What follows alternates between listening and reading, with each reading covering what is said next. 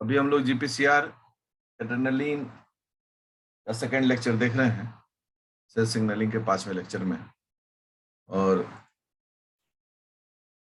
इस लेक्चर में हम लोग पढ़ेंगे कि कैसे प्रोटीन काइनेज एक्टिवेट डीएक्टिवेट होता है। ये जीएस अल्फा बीटा गामा का साइक्लिंग कैसे होता है, ठीक है ना। इन सब चीजों पर हम लोग ध्यान देंगे। अभी बहुत महत्वपूर्ण टॉपिक है। आइए, सबसे पहला जो है हमारा टॉपिक है इसमें, वह है एक्टिवेशन डीएक्टिवेशन ऑफ पीकेए। इसके लिए एक डायग्राम मैंने प्रीवियस लेक्चर में ड्रॉ किया था, लेकिन अभी इस लेक्चर में आप उसको पूरी तरह से समझेंगे और फॉलो करेंगे। मेरे साथ आप लोग भी कलम चलाएंगे, तभी बात बनेगी। अब इसमें दो प्रकार का पार्ट होता है। एक को हम लोग सी पार्ट कह रहे हैं, कैटालिटिक पार्ट, और एक को हम लोग आर पार्ट कह रहे हैं। ये जो ग्रीन कलर वाला है वह सी का है पार्ट, और ये जो रेड कलर का दिखा रहे हैं, ऑब्वियसली ये रोकने वाला है, ये है आर। ठीक है, कलरफुल होने से समझने में आसानी होती है। ये कैटालिटिक साइट है, ये रेगुलेटरी साइट है, ये कैटालिटिक साइट है, ये रेगुलेटरी साइट। अभी एक डायग्राम बन गया। और ये जो है, सबसे पहले तो ये क्या है जो ऊपर बना है, जो इसको ऐसे जोड़े हुए है, इसको हम लोग कहते हैं ए काइनेज, मतलब protein kinase A kinase anchoring protein. ये प्रोटीन किसको एंकर करके रखता है, मतलब लटका के रखता है, टांग के रखता है। तो पीके ए को, मतलब ए काइनेज को टांग के रखता है। ठीक है, ये जो आप धागा नुमा देख रहे हैं प्रोटीन का हिस्सा, ये क्या है, इसे बोलते हैं डायमेराइजेशन domain.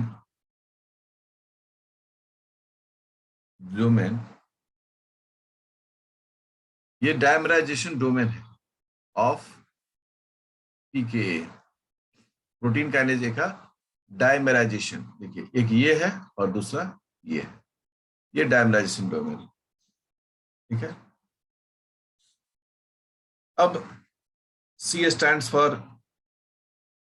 catalytic site and R stands for regulatory site. In C और R के बीच में एक छोटा सा हिस्सा होता है जो इनको जोड़े रखता है। ये इनको जोड़े रखता है दोनों, ठीक है ना। ये जो जोड़ने वाला हिस्सा है, ये जो जोड़ने वाला ग्रीन हिस्सा है, इसे हम लोग बोलते हैं सबस्ट्रेट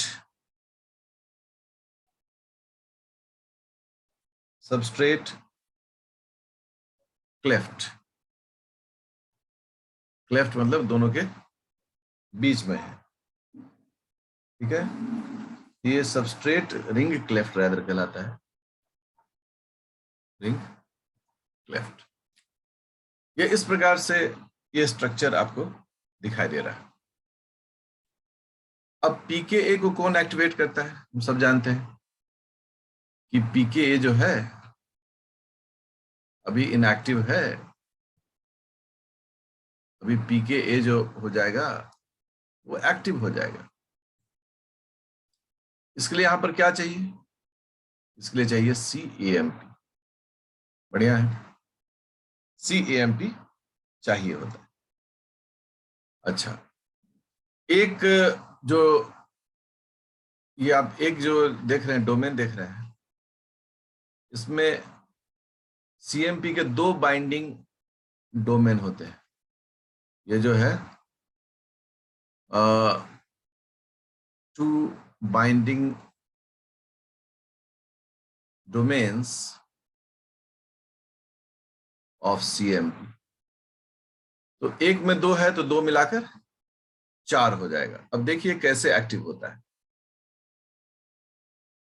अब क्या है कि जैसे ही, एक बार और डायग्राम रिपीट कर रहे हैं। डायग्राम बनाना बहुत महत्वपूर्ण है।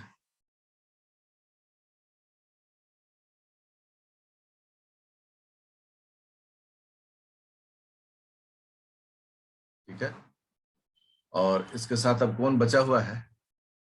इसके साथ अभी सिर्फ रेड वाला बचा हुआ है, क्योंकि ब्लू वाला हिस्सा तो एक्टिव हो गया। दिस इज रेगुलेटरी, ये R है यहाँ पर, ये भी R है। और कौन सा हिस्सा इसका एक्टिव हो चुका है? इसका हिस्सा जो है C एक्टिव हो चुका है। ये C है जो एक्टिव हो गया। ठीक है, और ये C है।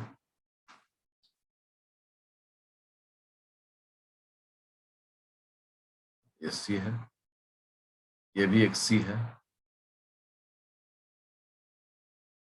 ये दोनों कैटालिटिक पार्ट है।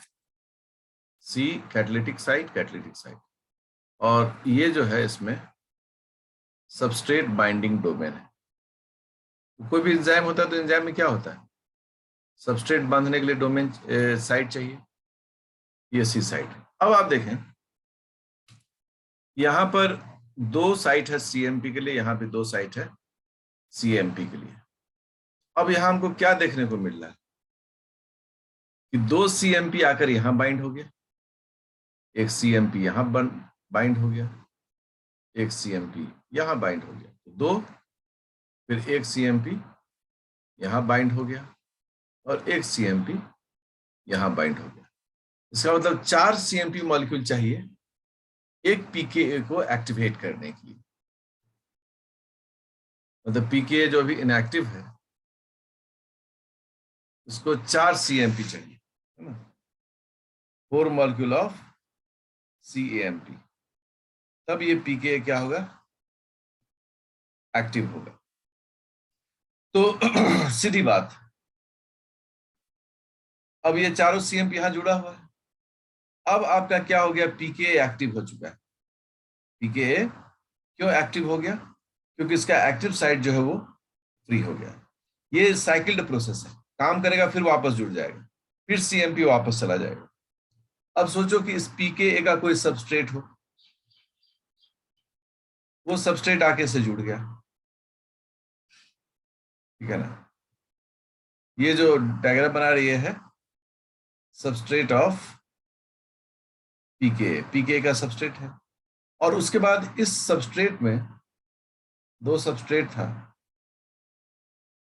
दोनों सबस्ट्रेट में फॉस्फेट जुड़ गया। उस फॉस्फेट के लिए यहां पर क्या आया? ATP ADP, क्योंकि 2 है तो 2 ATP 2 ADP, तो 2 फॉस्फेट इसमें जुड़ गया।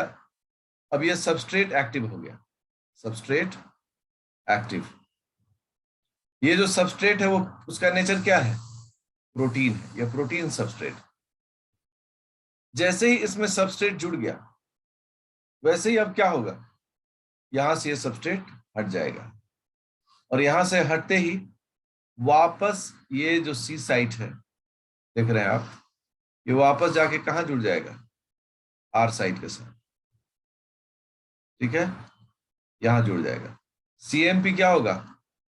सारे CMP बाहर निकल जाएंगे और फिर से पुनर्मुस्को भवा, फिर से इस तरह से इनएक्टिव हो जाएगा। यह जो है, यह PK एंजाइम का काम करने का तरीका रिप्रेजेंट करता है। अब हम लोग देखने वाले हैं GS अल्फा बीटा गामा, ठीक है,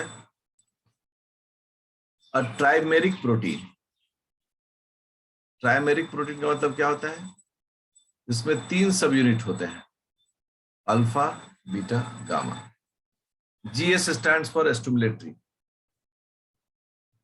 एक self inactivation of G stimulatory signal. क्योंकि हम जानते हैं कि ये जी प्रोटीन है, ये एक जी प्रोटीन है, और जी प्रोटीन में क्या होता है कि बिल्ट इन टाइमर होता है, बिल्ट इन टाइमर। मतलब इसमें अंदर में ही सारा सिस्टम फिक्स रहता है, कब एक्टिव होना है, कब इनएक्टिव होना है। तो जब हम लोग जीएस अल्फा बीटा गामा को देखते हैं, इस तरह का एक डायग्राम बनाते हैं। इसमें एक जो साइट होता है वो तो हम सब जानते हैं, वहां पर ग्वानोसाइन न्यूक्लियोटाइड होता है, मान लीजिए अभी जीडीपी है जुड़ा हुआ, ये जीएस है। अब इसमें 3 हिस्से हो कर देते हैं, ये अल्फा, ये बीटा, ये गामा। मतलब 3 सबयूनिट से मिलकर बना हुआ है। हाँ, अल्फा की जगह बीटा नहीं लिख सकते हैं, क्योंकि जीडीपी और या जीडीपी बाइंडिंग साइट जो होता है वो अल्फा सब यूनिट में ही होता है। इसी ऑर्डर में इसको लिखा जाता है।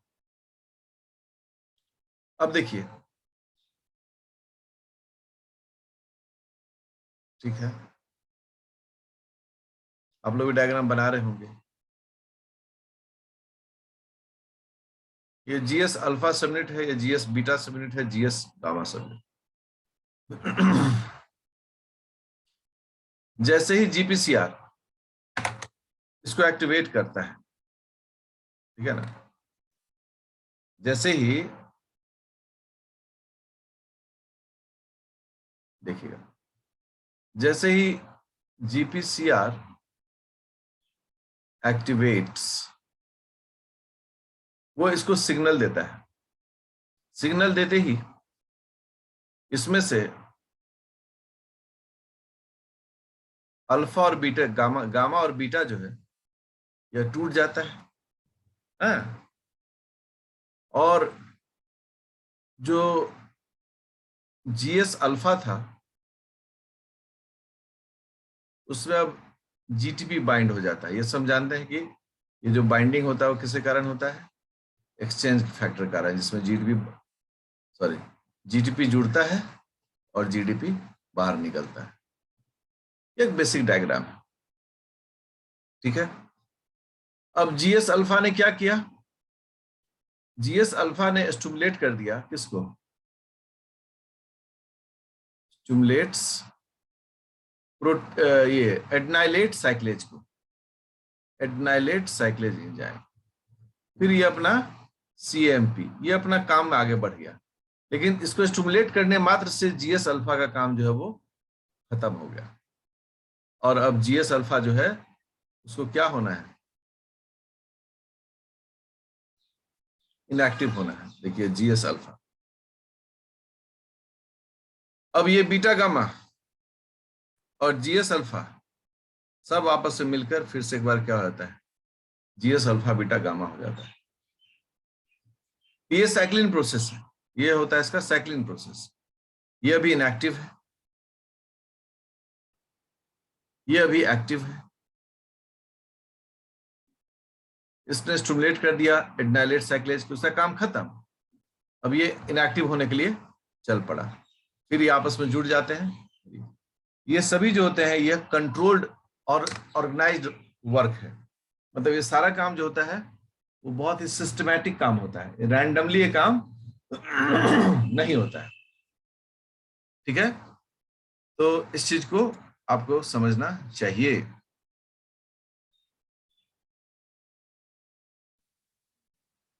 एक फंडामेंटल तरीका आपको समझा रहे हैं कि कोई सबस्ट्रेट है, तो मतलब कोई प्रोटीन है, अब ये इनएक्टिव है, इनएक्टिव प्रोटीन, इसमें ये एक्टिव साइट है, ये वेट कर रहा है सबस्ट्रेट का, कोई सबस्ट्रेट इसमें जुड़ गया, जुड़ते ही इसमें कॉन्फॉर्मेशनल चेंज हो गया, और कॉन्फॉर्मेशनल चेंज के कारण क्या हुआ, ये इसका इफेक्टर साइट है, ये एक्टिव हो गया, इफेक्टर एक्टिवेट्स, इफेक्टर क्या हो गया, एक्टिवेट्स।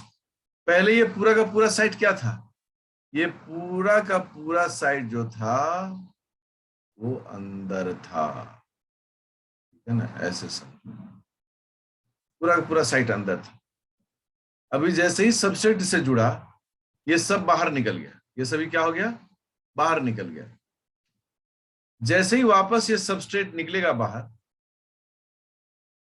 जैसे ये सबस्ट्रेट बाहर निकला, वापस से क्या हो जाएगा, इनएक्टिवेट हो जाएगा। इस चीज को हमेशा समझना होगा। इस डायग्राम को हम इसलिए आपको समझा रहे हैं क्योंकि विद्यार्थी को इनएक्टिवेशन एक्टिवेशन में बहुत प्रॉब्लम होता है। मान लो कि जैसे कि एक हम आपको और एक एग्जांपल बता रहे हैं। एक एंजाइम है, इसका एन टर्मिनल है, सी टर्मिनल है, और यहां पर एक खास तरह का अमाइनो एसिड जुड़ा हुआ है। ये बाहर जाएगा तो एक्टिवेट हो जाएगा। अब यहां पर क्या हो गया, सबस्ट्रेट बाइंड कर गया। सबस्ट्रेट बाइंड करते ही क्या हुआ,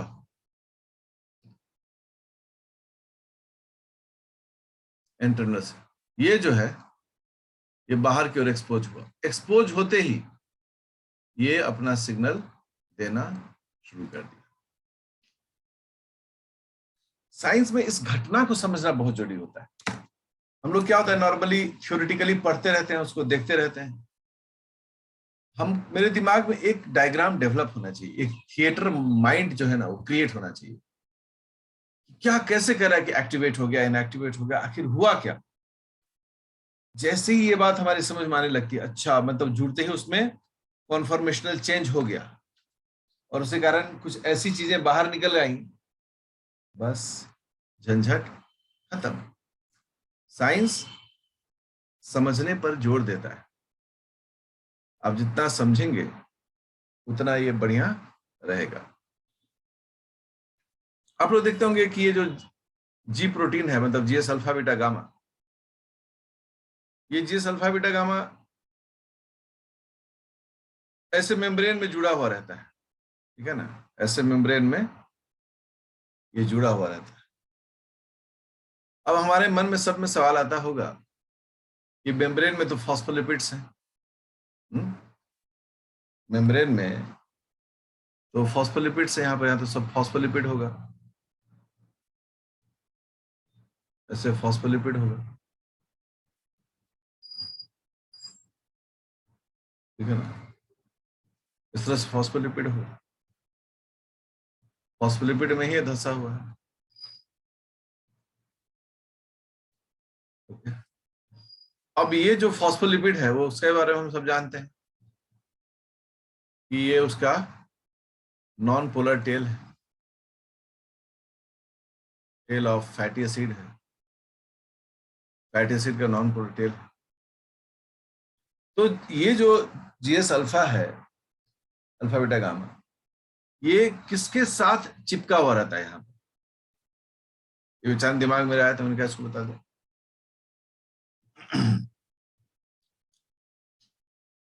तो जीएस अल्फा जीटीपी ये एक्टिव हो गया, अटैच टू द पाल्मिटॉयल, पाल्मिटॉयल मतलब फैटी एसिड का नाम है, palmitic acid, covalently, covalently, covalently जुड़ने के कारण क्या होगा, ये काफी अच्छे से चिपका हुआ रहेगा, वहां गिर नहीं जाएगा। नॉन कोवैलेंट होने पर क्या होता है, वो गिर भी सकता था।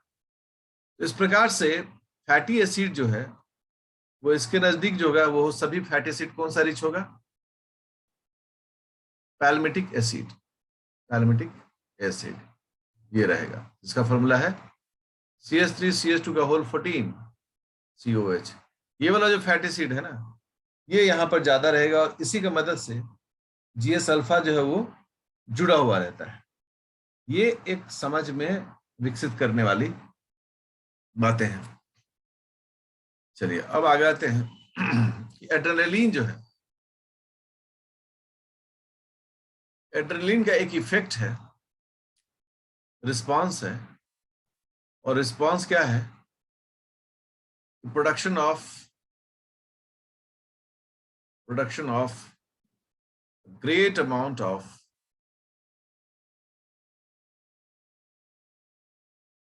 एटीपी, बहुत सारे अमाउंट में उसको एटीपी जनरेट करना होता है। तो सोचिए तो एटीपी जनरेट करने के लिए क्या करना पड़ेगा? तो ग्लूकोज चाहिए, ग्लूकोज से ग्लाइकोलिसिस होगा, ग्लाइकोलिसिस के कारण फिर वो क्रेब्स साइकिल में जाएगा, क्रेब्स साइकिल के बाद वो ऑक्सीडेटिव फॉस्फोरिलेशन में जाएगा, और ऑक्सीडेटिव फॉस्फोरिलेशन से फिर क्या बनेगा? एटीपी। यही है कहानी, यही है। अब ग्लूकोज कहां से आएगा? तो ग्लूकोज आएगा ग्लाइकोजन ब्रेकडाउन से। तो ग्लाइकोजन का ब्रेकडाउन, जिसको हम लोग बोलते हैं ग्लाइकोजेनोलाइसिस, इसके कारण ग्लूकोज बनेगा, फिर उससे ग्लाइकोलिसिस, फिर क्रेब्स साइकिल, फिर ऑक्सीडेटिव फॉस्फोरिलेशन होगा। अब ये ग्लाइकोजन के ब्रेकडाउन के लिए कौन सा हार्मोन चाहिए? स्ट्रेस कंडीशन में तो एड्रेनलिन चाहिए। एड्रेनलिन क्या प्रमोट करेगा? ब्रेकडाउन। किसका ब्रेकडाउन? ग्लाइकोजन का। क्या बनेगा? ग्लूकोज। क्या होगा? Glycolysis, Krebs cycle, oxidative phosphorylation. अब ये जो हमारी समझ को कैसे विकसित करता है, पीकेए जो है, ये पीकेए ग्लाइकोजन सिंथेज नामक एंजाइम, ग्लाइकोजन फॉस्फोरिलेज सिंथेज में तो बनना हो गया ना, ग्लाइकोजन फॉस्फोराइलेज एंजाइम को एक्टिव करेगा। कैसे एक्टिव करेगा? उसमें फॉस्फेट जोड़ के। इसके बारे में हमको अलग से पढ़ना है, ग्लाइकोजन मेटाबॉलिज्म। वहां जब इस टॉपिक को डिस्कस करते हैं और जहां से शुरू करते हैं, एक बार जीपीसीआर की जरूर चर्चा करते हैं कि देखो पीकेए ने किसको एक्टिवेट किया। उसने ग्लाइकोजन फॉस्फोराइलेज को एक्टिवेट किया। फिर ग्लाइकोजन फॉस्फोराइलेज किसको एक्टिवेट किया? डी ब्रांचिंग एंजाइम्स को एक्टिवेट किया। फिर उसने किसको किया? मतलब ये एक प्रोसेस चलते रहता है, और यही प्रोसेस एंड में ग्लूकोज 1 फॉस्फेट बनाता है, जो फिर ग्लूकोज 6 फॉस्फेट में चेंज होकर ग्लाइकोलिसिस को रन करता है। यह एड्रेनलिन का एक कैस्केड है।